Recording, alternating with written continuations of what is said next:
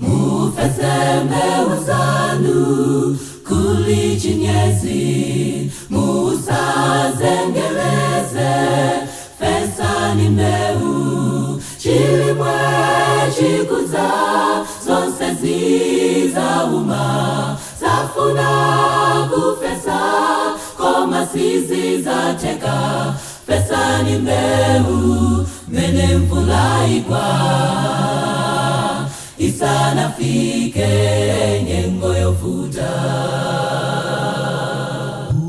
Uni utenga wangela tatu wakuluka mlenga-lenga, Wama Yohana naona masompenya akufula.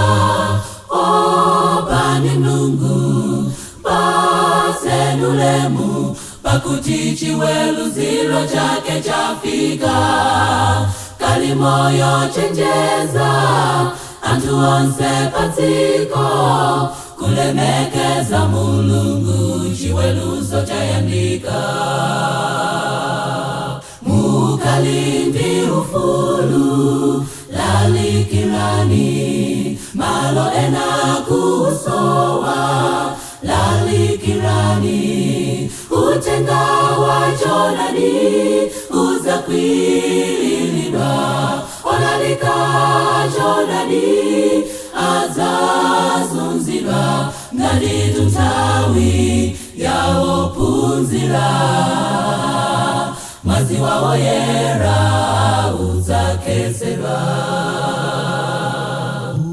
Uni utenga wangela tatu wakuluka mlenga-lenga, Wama Yohana naona masompenya akufula. Bani Mlungu basenulemu, pakutichi welu zilo chake chafika. Kalimoyo chenjeza antu onse patiko, kulemekeza Mulungu chiweluzo chayandika. Chiweluzo chayandika chenjeza antu, mlonda omba lipenga kuti atawe. Nyengo yovuta ikuza yochititsa manta, kunena za Mlungu antu azaopa. Opa Mlungu tieni tipempele, tisale kuja chiweluzo chayandika.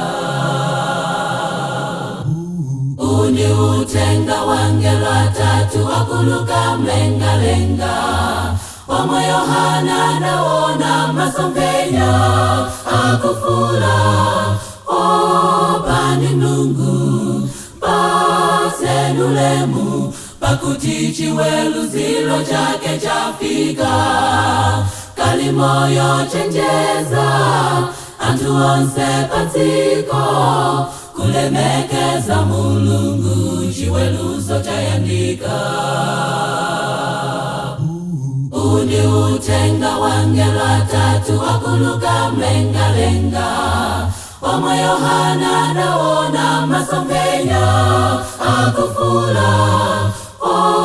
Bani Mlungu basenulemu, pakutichi welu zilo chake chafika.